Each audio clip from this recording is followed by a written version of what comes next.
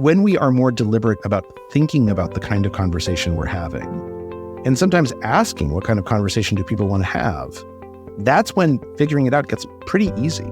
But the truth of the matter is, it's not that hard to begin with. All of us know if we're looking for the clues, we can figure out what kind of conversation this is and what the other person wants pretty quickly.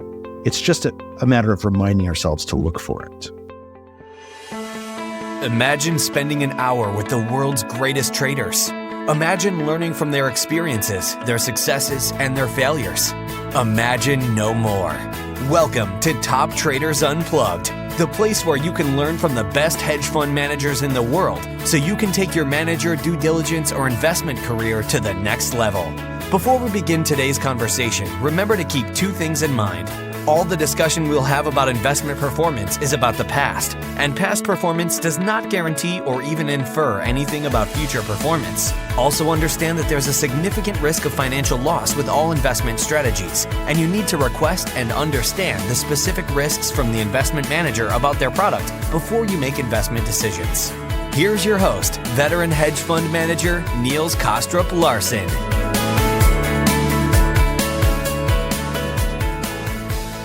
For me, the best part of my podcasting journey has been the opportunity to speak to a huge range of extraordinary people from all around the world. In this series, I have invited one of them, namely Kevin Coldiron, to host a series of in-depth conversations to help uncover and explain new ideas to make you a better investor. In the series, Kevin will be speaking to authors of new books and research papers to better understand the global economy and the dynamics that shape it, so that we can all successfully navigate the challenges within it. And with that, please welcome Kevin Coldiron. Thanks, Niels, and welcome everyone. Our guest today is Charles Duhigg. Charles is currently a writer for The New Yorker. He has won multiple awards as a journalist, including being part of the team that won the Pulitzer Prize in exploratory journalism in 2013. He's also the author of several books. One of them, which many of you would have read, is called The Power of Habit. That spent 3 years on the New York Times bestseller list. He was also brave enough at one point to work as a bike messenger in San Francisco, although wise enough to quit that and move into journalism. And he's here today to talk about his latest book, which is called Supercommunicators: How to Unlock the Secret Language of Connection, a skill that is fundamental for all of us. So, Charles, thanks so much for taking the time and joining the show today, and welcome. Thanks for having me on. I'm going to start at the end in some sense. And I try to be very diligent about reading the full book all the time. This week I was a little pressed for time, and I was tempted to skip the afterword of your book, but I didn't. And I'm really glad I didn't, because that's where you tell the story of the moment that you started on the journey to write this book.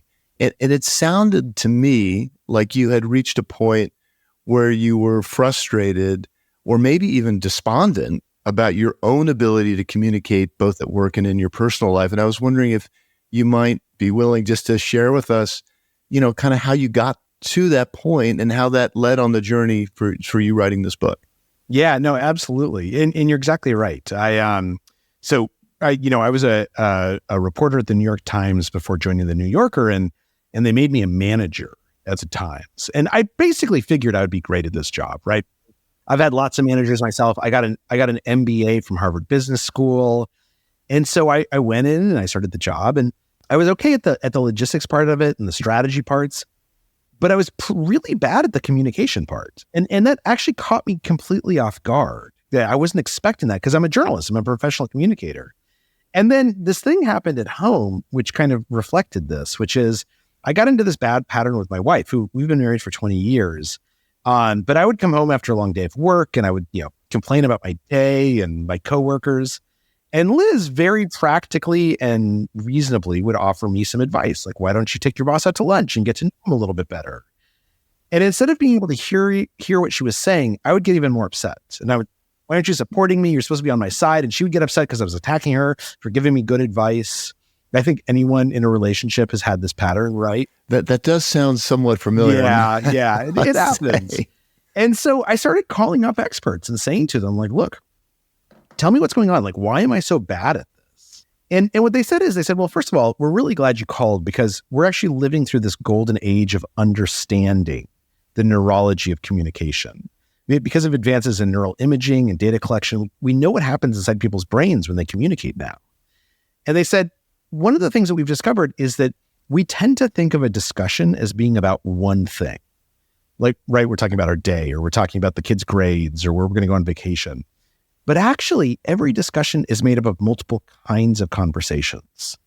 And in general, those conversations tend to fall into one of three buckets. There's these practical conversations that are about, solving problems or making plans together.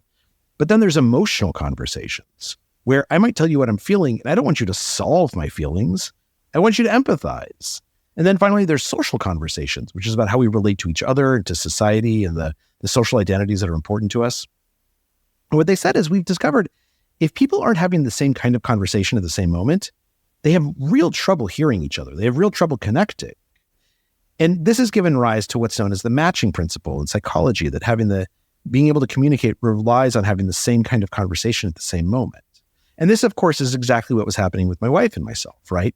I was coming home and having an emotional conversation. She was responding with a practical conversation. Those are both equally legitimate conversations, but because we weren't having the same kind of conversation at the same moment, we couldn't really hear each other. Yeah, and you come up with these 4 rules for a meaningful conversation, and the first rule is pay attention to what conversation is happening. Literally figure out which one of those 3 conversations is going on. And what you say is that every conversation, I think, is kind of a negotiation, and trying to figure out which one of those conversations you're in. How do you go about negotiating that particular example that you just said? Well, so it's important to distinguish what kind of a negotiation it is, right? So within psychology, there's these things that are referred to as quiet negotiations, where the goal of the negotiation is not to beat each other. It's not for me to beat you or you to beat me. The goal of the negotiation is to figure out what the other side wants. And of course, in every negotiation, this is actually what should be your first goal, right? If I'm sitting down at the table with you, I don't know what your BATNA, your best alternative to a negotiated agreement, or your walkaway number is, unless I ask you questions and I understand how you see the world and I understand how you make decisions. And so oftentimes what we're trying to figure out in a quiet negotiation is we're trying to figure out what the other person wants. So take my conversation with my wife. She actually, now when I come home and I start complaining about my day, she'll often say something like, do you want me to propose solutions to what you're talking about? Or do you just need to vent and get this off your chest? And that actually feels great to me, because what she's really doing is she's asking, like, what do you want? Like, how can I be of help to you? They do something similar in schools where they teach teachers that if a student comes and they have something important to discuss, the teacher should start the conversation by saying, do you want to be helped? Do you want to be hugged? Or do you want to be heard? Which are the 3 kinds of conversations, right? The practical, the emotional, and the social. And the reason why that's effective is because a student knows right away what they want. They can say immediately, like, I need to be hugged. I'm feeling bad about this. Or no, actually, I don't need a hug. I need you to help me. Like, I need some advice or some assistance. Or no, I just, this is something that's going on and I need you to know about it. I need you to hear me. And so I think one of the things that I carried away from this is that when we are more deliberate about thinking about the kind of conversation we're having, and sometimes asking what kind of conversation do people want to have, that's when figuring it out gets pretty easy. But the truth of the matter is, it's not that hard to begin with. All of us know, if we're looking for the clues, we can figure out what kind of conversation this is and what the other person wants pretty quickly. It's just a matter of reminding ourselves to look for it. And does it take 2 people to have the communication skills to get there? So for instance, let's say you've done all the work, you know the 3 different types of conversations, but the person you're talking to doesn't. Is it then incumbent upon you to say, actually, this is what I want out of this? No, not at all. Because, the truth of the matter is, so if you think about it, communication is Homo sapiens' superpower, right? It is the thing that as a species has allowed us to succeed so well. And one of the consequences of that is that our brain has evolved to be very, very good at communication. So you and I are able to have conversations with all kinds of people, the people that we don't know anything about, people that we meet on the street, people who might be speaking a foreign language and we're trying to communicate with each other. So we're really good at having having conversations. And both people don't have to be super communicators. What a super communicator is it's someone who has recognized that there's a set of skills that they can cultivate so that when they do want to have a meaningful conversation, when they do want to connect with someone, they know exactly what to do.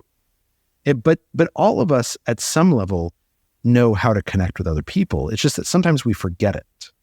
And super communicators are people who are really good at remembering that because they've thought about it.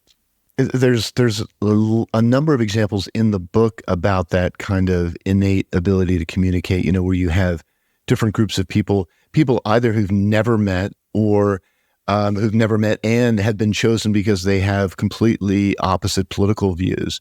And within 10 minutes are having these incredibly meaningful conversations. Yeah. So that the experiment you're referring to is this experiment where they brought together gun rights advocates and gun control activists. And these are people who were accustomed to screaming at each other on protests and rallies and stuff. And they bring them together and they say, look, we want to do this experiment. We don't expect you guys to agree with each other. We don't even expect you to find common ground. We just want to see if you can have a civil conversation. And so they kind of take them through a couple of exercises to teach them some basic methods. And one of the things that they teach them is they teach them the importance of proving that you're listening. And this is actually something that comes up a lot in conflict conversations, right? When we're talking about something that's really challenging, like politics or religion or race, or when we disagree with someone and we're trying to work through that disagreement.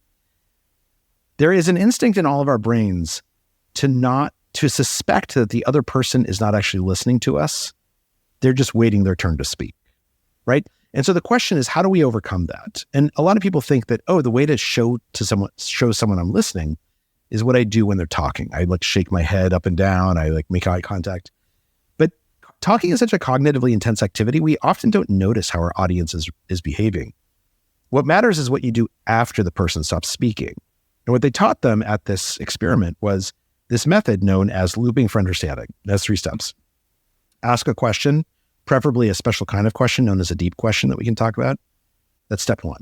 Step 2, after they answer the question, repeat back in your own words what you heard them say, right? Don't mimic them, but show that you've been listening and paying attention. And step number 3 is ask if you got it right. And this is the one that we usually forget. And what they found is that when they did this with these people who, you're exactly right, they saw each other as enemies. It transformed those dialogues.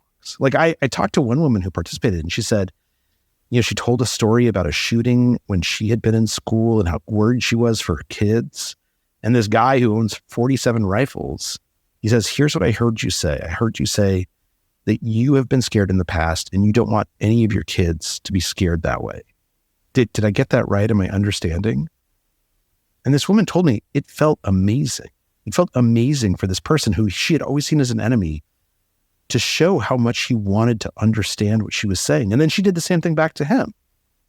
And what was interesting, and I remember reading that in the book, is that in some sense, their underlying fears were very similar. It was about kind of safety and control. And despite having the same kind of underlying fear, they had chosen different kind of extremes of positions to sort of, in their own mind, I suppose, to ensure that was satisfied. I don't know if I'm explaining that correctly, right. But yeah. Yeah, no, that's exactly right. And the truth is that, again, because of how our brains have evolved, we feel wonderful when we make a connection with another person, right? That feeling that you have after a great conversation, that's actually like a dopaminic reaction inside your brain that's been trained by evolution to push us to connect with other people.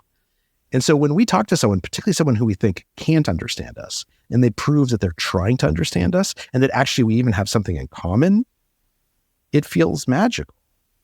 And the truth is we can do that with anyone if we understand the skills to do it. Yeah, and that really popped out in the book multiple times. And so it's really this this looping, this coming back, repeating back what the person has said in your own words. So it's not just, kind of verbatim, and then just kind of confirming, hey, did I get that right? Yeah. So this is actually a discussion my wife and I were having after I was telling her about your book. And I was saying, that was kind of amazing. They brought these people together, no apparent connections, yet they were able to communicate.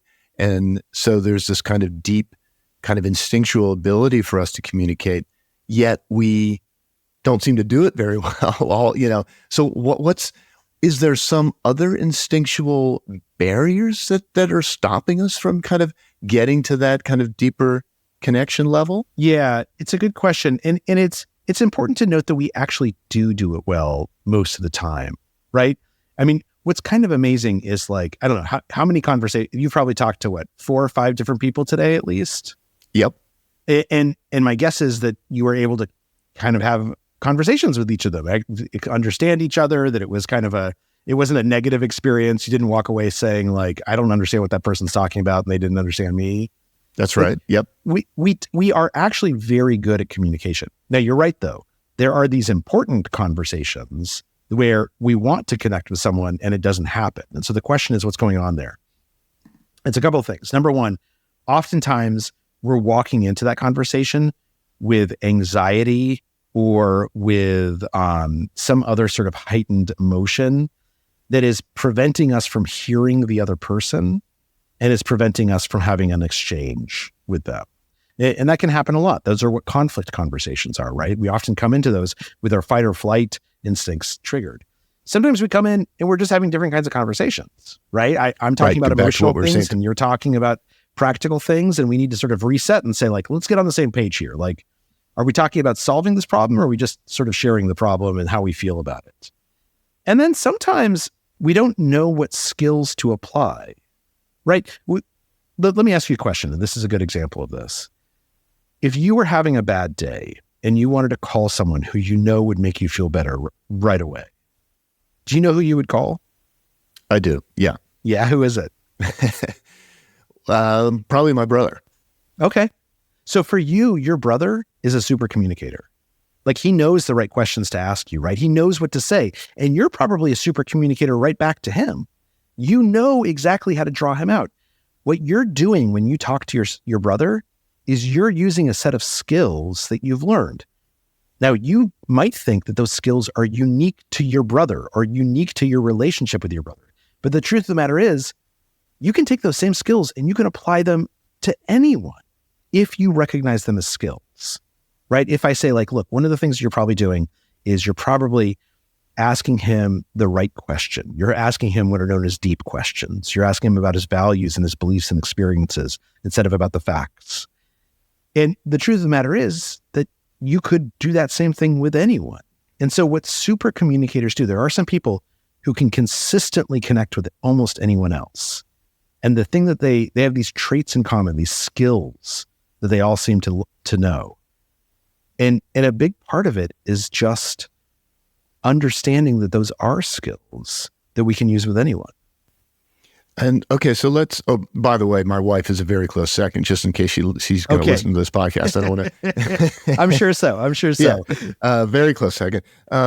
So you mentioned asking the right kind of questions, and that's something that comes up in the second part of your book, where you're talking about rule number 2, which is sort of sharing your goals and asking what others are seeking. And you talk about these, I think you call them deep, vulnerable questions that elicit emotions in other people. And I was wondering if you could maybe give us some examples of questions that would come up in just regular conversations that we could all use. It's important to note that it doesn't have to elicit emotions. It does have to elicit values or beliefs or experiences. And often for many people, those are synonymous with some emotions that they have. So here's a good example. If you bump into a doctor, the easiest thing to ask them is, where do you practice medicine? What hospital do you work at? That's not really a deep question. In fact, that's a sort of shallow question. A deep question would be to say like, oh, what made you decide to go to medical school? Or what do you love about your job? Like, do you like being a doctor? Do you enjoy it? Those are questions that invite someone to tell you about who they really are.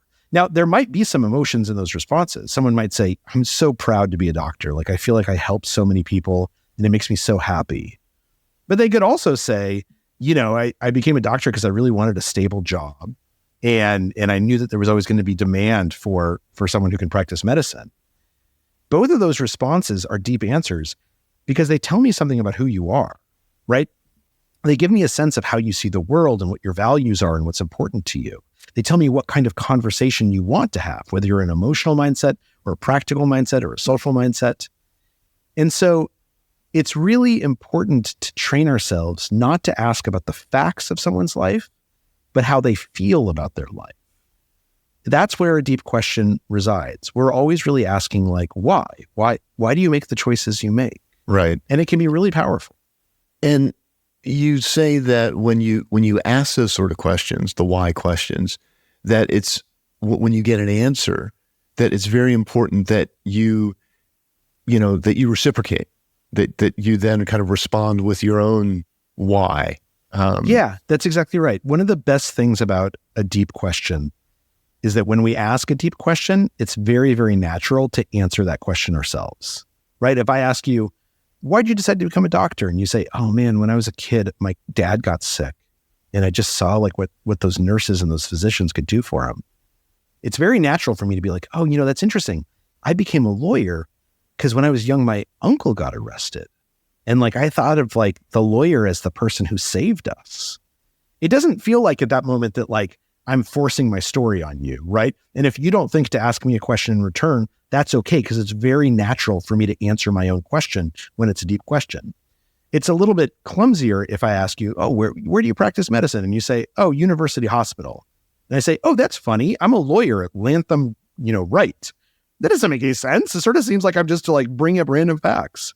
But deep questions are special because not only do they allow and invite the other person to say something meaningful, it allows us to say something meaningful about ourselves. And are these, these kind of deep questions, are they appropriate in any context? I'm thinking here about our listeners who are, for the most part, investors, business people. These sort of questions work in business settings as well? Oh, absolutely. Absolutely. Right. I mean, yeah, if you're in those minutes before a meeting starts or when you're trying to get to know someone. So why did you decide to become an investor? What's your favorite part of your job? Where'd you go to school? Oh, I went to Harvard Business School. Oh yeah, what was that like? Did you enjoy that? Like, are you glad you went? Those are super easy questions to ask. They don't seem overly personal or intrusive. And sometimes people don't want to have a conversation, right? Sometimes we get in the Uber and we don't want to talk to our driver. We just want to check our email. And that's okay. That's totally, totally fine. And sometimes you ask someone a deep question and they're like, yeah, I liked HBS. Okay, let's get down to business. The point is not that we have to have a deep conversation or a meaningful conversation every single time we meet someone, but that when we do want to have a meaningful conversation, we have the skills and the tools available to us in order to make it go well. I had a question, I guess, for you about a conversation you recall in the book with, I think is it Nicholas Epley, who is the psychiatrist? Yeah. Yeah, so he's the, I think, psychologist from the University of Chicago who had been brought in to work with this hedge fund group and kind of help them learn to be better listeners.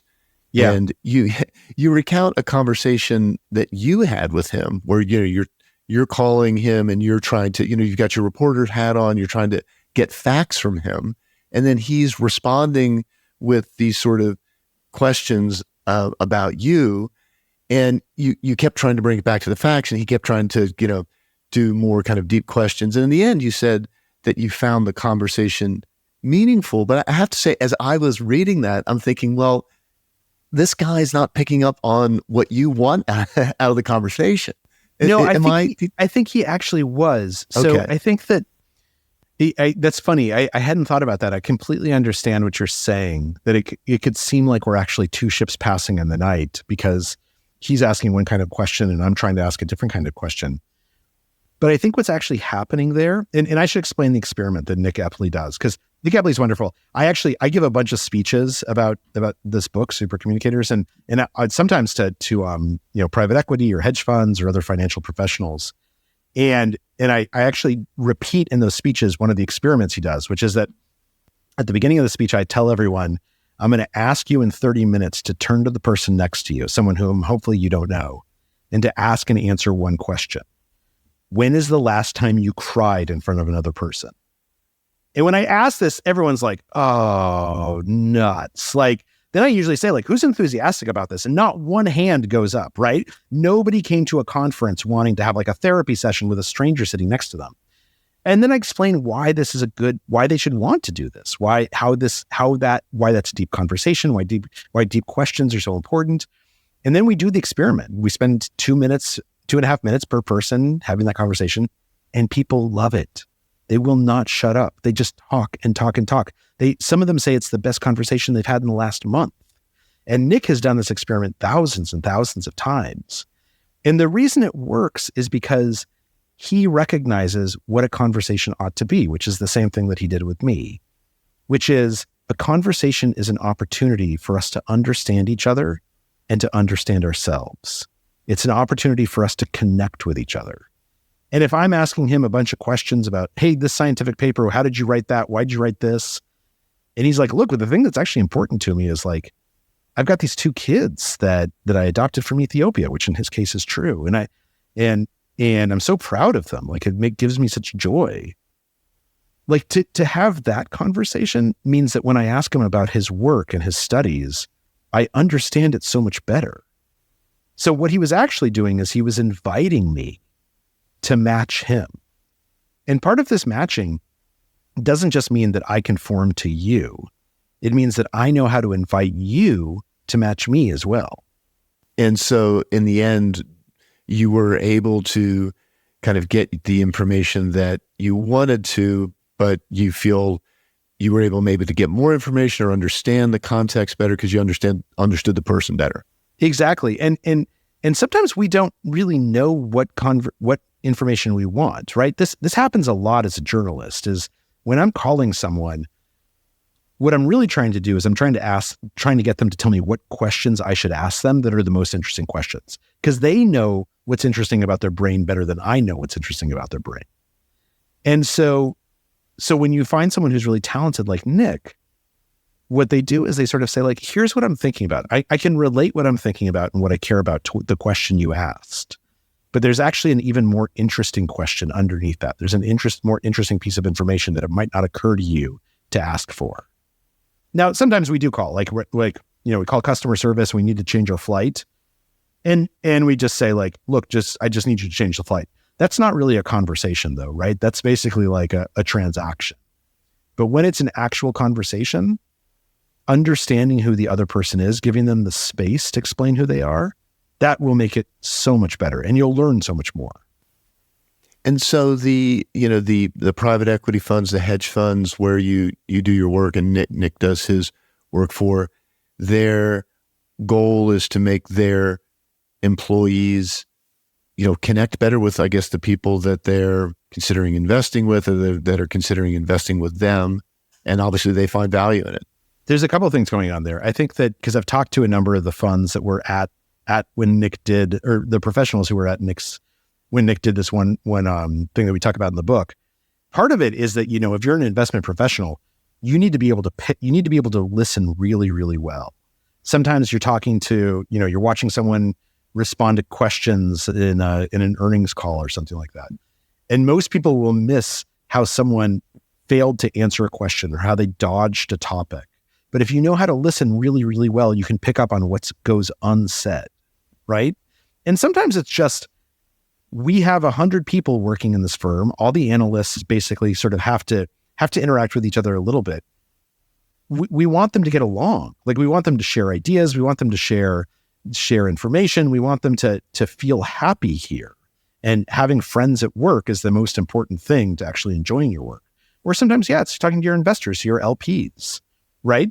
If I go and I raise money from Yale Endowment, then maybe having a personal relationship with them isn't that important. But actually, and I say this as a Yale graduate who knew David Swenson when he was there, David, as much as anyone else, wanted to feel a connection to the people he was giving his hundreds of millions and billions to. So knowing how to connect with another person, even if you're in the most like technical industry possible, it's really important because we talk to other people all day long.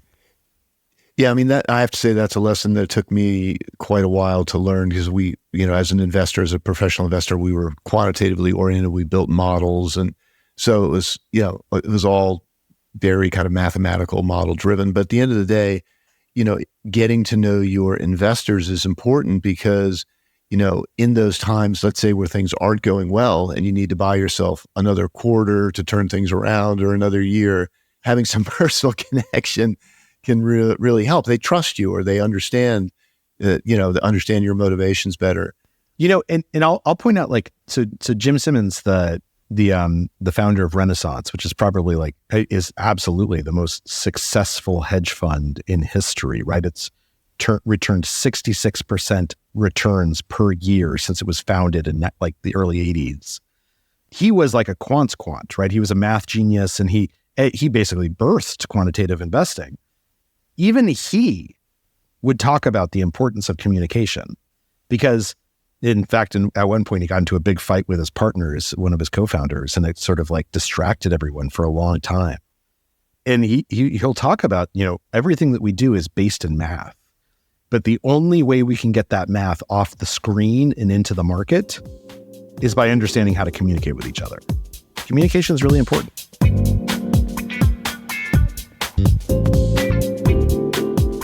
You talked a few minutes ago about the different types of communication. You were talking about earnings calls, and obviously there's verbal communication, but there's also nonverbal communication, which can be extremely important in terms of, I guess you give the example in the book, a great story about this NASA recruiters trying to find astronauts and was subjecting him to the normal kind of battery of psychological tests, and it wasn't really producing any discernible results. And he ends up going back and watching, I think what you said, 20 years worth of interviews. And maybe you could explain what he ended up seeing in those interviews that helped him. So this was in the early 1980s, and NASA faced this kind of interesting problem, which is President Reagan had come to them and said, I want you to start preparing for having a space station and sending astronauts on missions of 6 to 12 months in length. And for NASA, that's a problem because up till then, basically their longest missions had been about 10 days long. And the thing about sending someone into space or even a couple of people into space for 10 days is it really doesn't matter if they get along. They're only up there for 10 days. They're professional enough. Many of them are ex-military. They can deal with each other. But if you spend people into space for 6 months or 12 months and they're living in this tin can next to each other and they don't get along, it's disastrous, right? And there had been a couple of incidents to show just how bad this could get. And so they say, look, we need to start hiring astronauts who have high emotional intelligence. And the problem for them is that it's really hard to tell who has good emotional intelligence when you get to the final rounds of an astronaut interview. Because by the time you make it to the final rounds, you're handsome or beautiful. You've got 2 PhDs. You have this stellar resume. And most importantly, you've been doing interviews your entire life. You are so good at interviewing. You know exactly what your biggest weakness is and how to describe it. And so what they found is that they could not tell the difference from interviews between who actually had emotional intelligence and who could fake it really, really well. But on the other hand, if you send them into space for 6 months, you can tell after about a month and a half or two months who's faking it and who's actually emotionally intelligent. So they try and figure out how do we tell the fakers from the real thing? And you're exactly right. This guy who was the lead psychiatrist for manned spaceflight at NASA.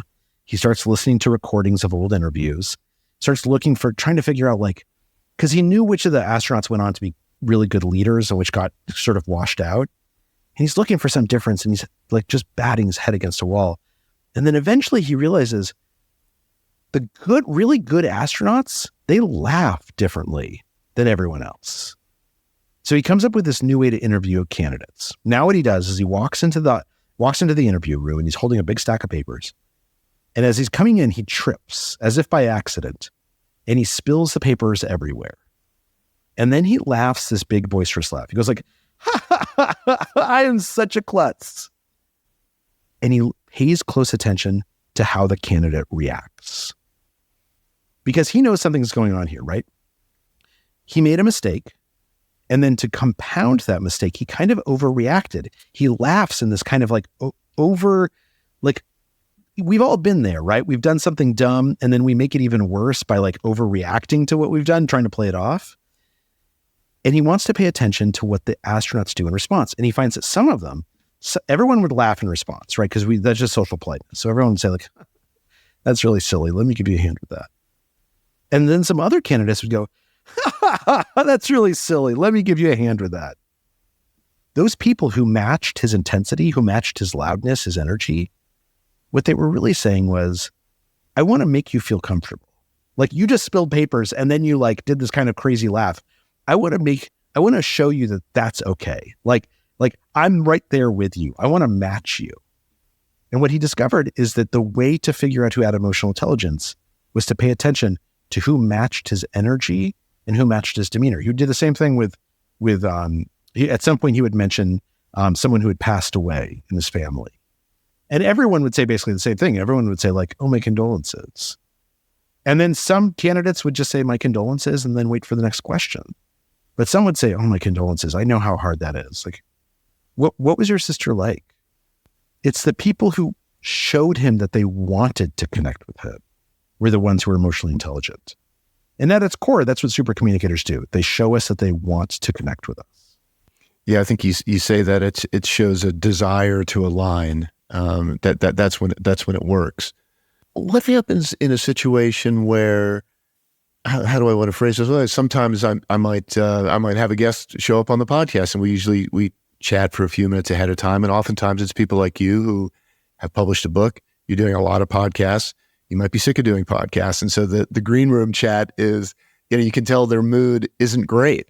I don't really want to match that mood, but at the same time, you want to also not dismiss it. I mean, so matching doesn't necessarily mean mimicry.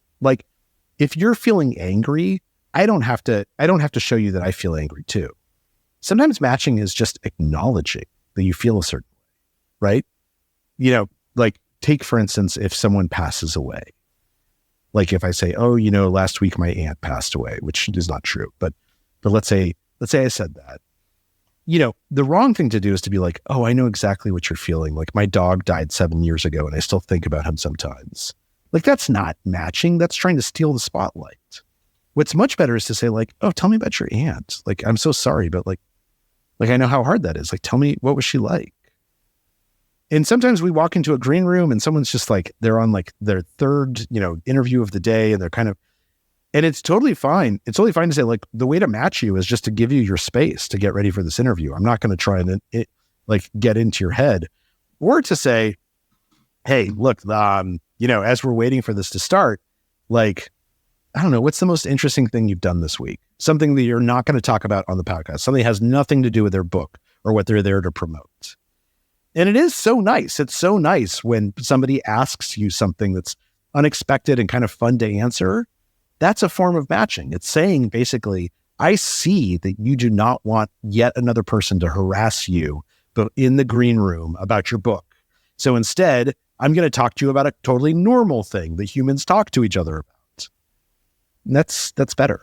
Yeah, good. Okay. Well, now I'm armed with that tool next time it happens. I appreciate that.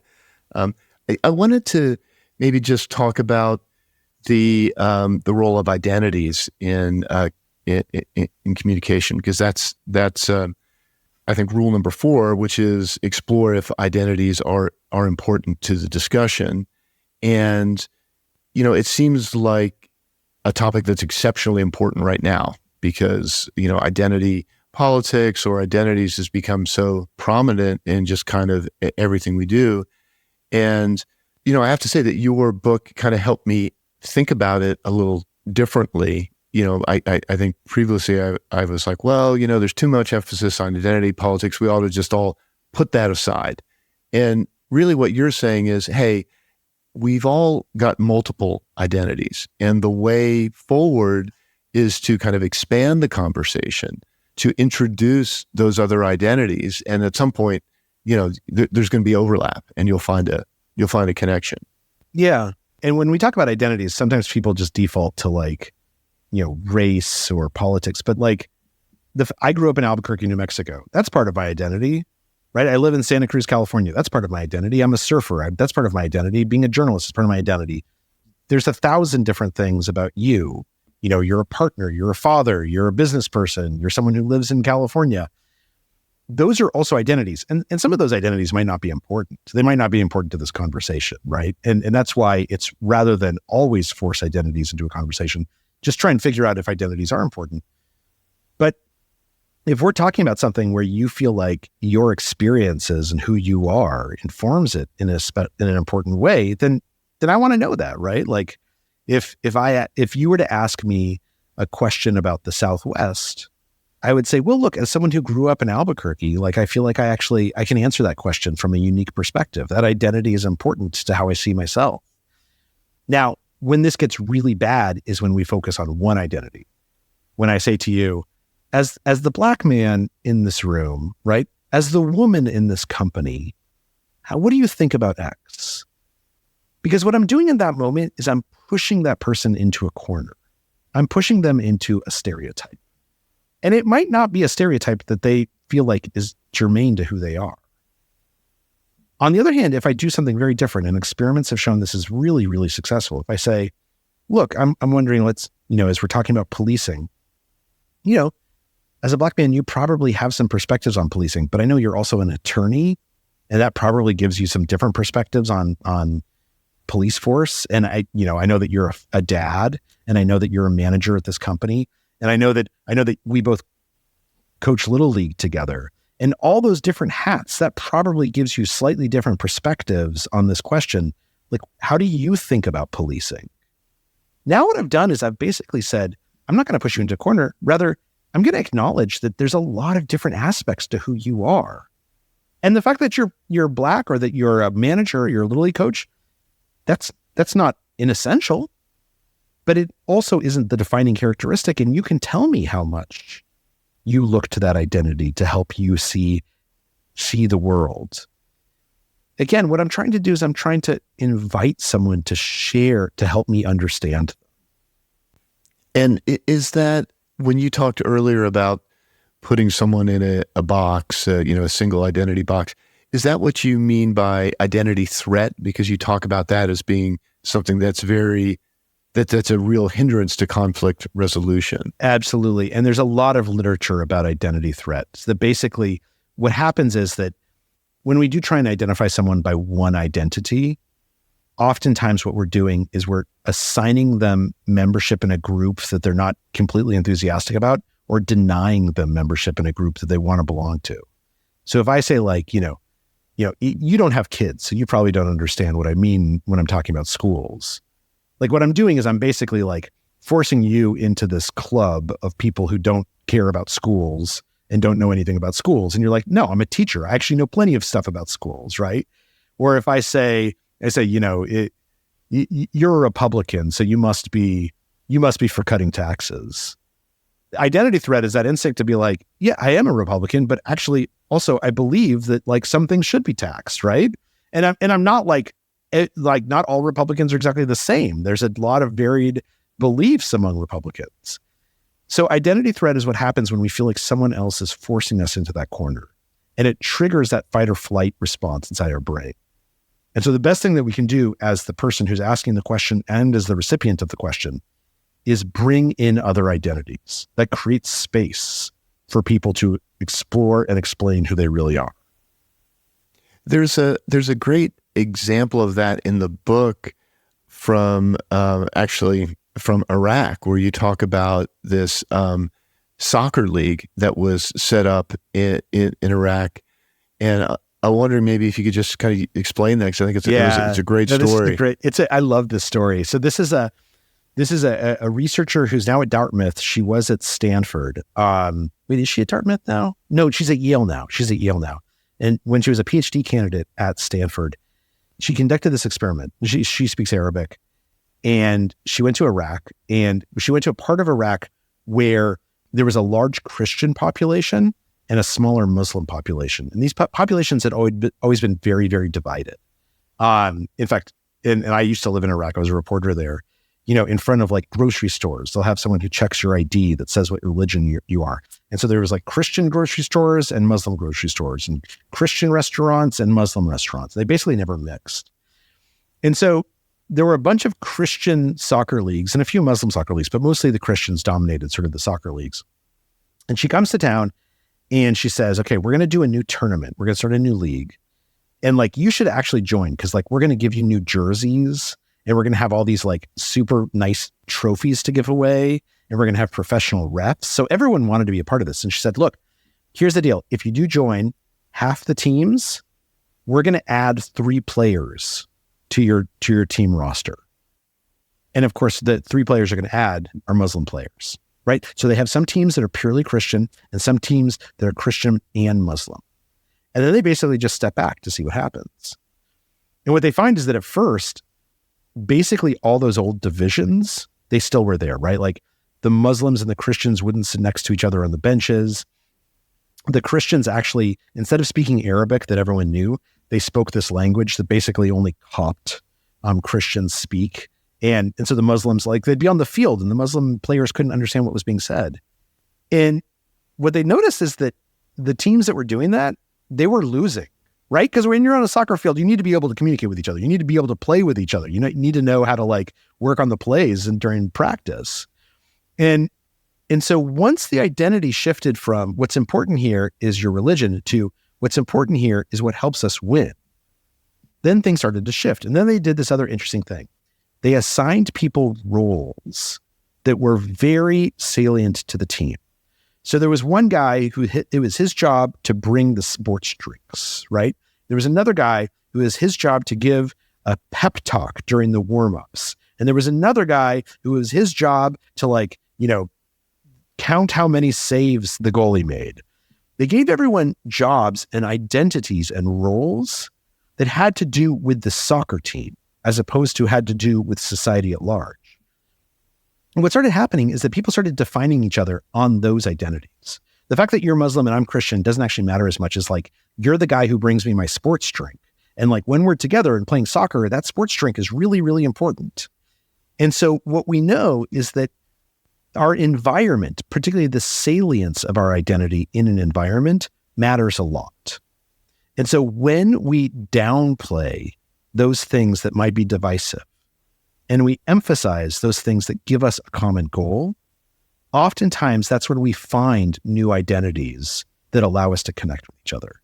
And I'm sure everyone has experienced this on their own. Yeah, that's, I just think that's a message that is really important for all of us right now in this particular moment. And is that something that we can translate into kind of online communication? You sort of talk about this a little bit and the difficulties of taking some of, say, the experiments that were done, in person and trying to translate them online. Can that be done? Is it just that we have? No, absolutely. Are there different rules for online engagement? Yeah. So that's the key, is that each form of communication has its own rules. So one of my favorite examples of this is that 100 years ago, when telephones first became popular, there were all these articles that appeared that said, no one will ever have a real conversation on the telephone, right? Because up till then, all conversations had happened basically face to face. And they said, look, if you can't see the person, you're not going to be able to really talk with them. And what's interesting is that at that moment, they were exactly right. Like if you look at early transcripts of phone conversations, people basically use them as telegrams. They would send stock orders or grocery lists. Now, by the time you and I and everyone listening is in middle school, we can have conversations for like 7 hours a night on the phone, right? And these are the most meaningful conversations of our lives. And it's because we learned what the rules for phones are. In fact, we learned them so well, we didn't even realize they were rules. But even today, when you get on the telephone, you will over-enunciate your words a little bit. You will put more emotion into your voice because you know that the person you're talking to can't see you. There are rules for phone conversation that we have learned so well that we don't think of them as rules. The same thing is happening with online discussions. Do you have any kids? I do, yes. Okay, how old are your kids? They're 26, 24, 22, and 20. Okay, perfect age. Ask them, next time you see them, ask them to open up their messages app and show you messages that they've sent that are just emojis. And what you'll see is that they've sent other people a like line of emojis and ask them to decode it. And what they'll tell you is, oh, here's the message that I sent this person. And inevitably it's, here's something emotional that I want to share with you, right? I was angry, smiley face, winking face, whatever it is. They have learned how to use emojis as an emotional form of communication. For those of us who didn't grow up with it, we have to think a little bit more about it. We have to sort of study the rules because they're not quite as intuitive. But the truth is that texting someone has slightly different rules than calling someone, than emailing someone, than talking to someone face to face. And when we get into trouble is when we forget to pay attention to those rules. But it's really just taking a couple of seconds to say, like, look, I'm about to send a text. What are the rules of texting? And then it can be as robust a form of communication as anything else. So, I mean, I'm really glad we had that bit of the conversation, because that makes me very optimistic that we'll, as a society, work through these, the ability to communicate online. And personally, that I'll get my emojis right, because I definitely get embarrassed if I send the wrong emoji, which I seem to do a lot. I want to, maybe if I could I know we've only got a few minutes, and there's one, I don't know if you want to call it slightly controversial question I wanted to ask, and it's about the difference between communication and manipulation. And this, I'm just being honest, this came up with me a couple times in the stories in your book. The very first story, we were talking about this CIA agent who's in Europe, and he's trying to recruit a spy. He's never been able to do it. He finally has one in his sights. This is a woman from the Middle East. He's trying to recruit her, and he's failing. And he's at basically their last meeting, and she doesn't want to do it. And eventually he just he breaks down, and he tells her this kind of emotional story about his past. And for whatever reason, that triggers an emotional response in her. And she's like, yeah, I'll do it. I want to do it. And is that manipulation? That's my question. Yeah, no, it's a good question. And I'll say two things. So communication is built on a series of tools or skills, right? And Supercommunicators, the book, the goal is to sort of draw out these skills and teach them to people, these tools. An axe is a tool that you can use to build a house, or it's a tool that you can use to cut someone's head off, right? And it really has to do with whoever's holding that axe. That doesn't mean the axe is good or bad. It doesn't mean that we shouldn't have axes in the world. It has to do with the intent of the person.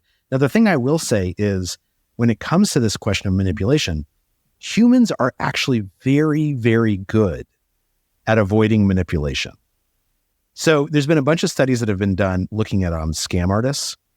And what you find inevitably when you talk to the victim of a scam artist is they don't say, oh, I really believed he was a prince. What they say is, I was really, really lonely. And actually, the fact that he kept on saying he was a prince, I was willing to basically indulge that because it gave me someone to talk to. It's not that they're getting the wool pulled over their eyes. It's that they are willing to ignore the wool because they're getting something else from it. And it gets out of hand. So one of the things that I think happens is that when we're in a conversation and the other person is being inauthentic, we pick up on it very, very quickly. Like, right? We've all been in that conversation where someone says, where'd you go on vacation? And it only takes us like 5 seconds to realize they don't care where we went on vacation. They just want to tell us where they went on vacation. They want to brag about the yacht they rented. We have a hair trigger in our brains to detect inauthenticity. And so in the case of Jim Lawler, the CIA officer you mentioned, if he had tried to fake that connection, if he had tried to manipulate this woman, Yasmin, which he had tried before, it just wouldn't have worked. The reason why she was able to hear what he was saying and say like, oh, actually, you want the same thing for my country that I want for my country. We can work together. I can trust you, is because he stopped trying to manipulate her.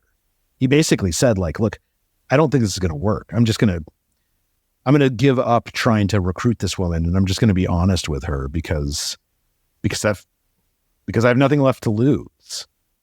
That's when they started to hear each other. And and he actually told me that when he's I said like, so did you use this technique going forward? And he was like, yeah, but it doesn't work all the time. And for years it didn't work for me because I was trying to force it. I was trying to use it as a manipulation tool. You can't trick someone into taking a suicidal risk. You have to actually care about them to convince them that you care about them. And so I'm less concerned about manipulation and more concerned about situations where people genuinely want to connect with each other and are having trouble doing so because they don't have the tools available to them. Okay. So even though he got, in some sense, got what he wanted, that wasn't manipulation. If I tell my wife that I love her, I get what I want. She loves me back. That doesn't mean it's manipulative to tell her that I love her. It's truthful. And I apologize. I have to jump. Yeah, understood. Well, thanks so much for joining us, Charles. Just for everyone, the book is called Supercommunicators: How to Unlock the Secret Language of Connection. And it's an important book. It's a fun one. So I encourage everyone to go out and read it. Charles, thanks again, and we wish you all the best. Thanks for having me on. Take care. Okay. Thanks for listening to Top Traders Unplugged. If you feel you learned something of value from today's episode, the best way to stay updated is to go on over to iTunes and subscribe to the show so that you'll be sure to get all the new episodes as they're released. We have some amazing guests lined up for you, and to ensure our show continues to grow, please leave us an honest rating and review in iTunes. It only takes a minute, and it's the best way to show us you love the podcast. We'll see you next time on Top Traders Unplugged.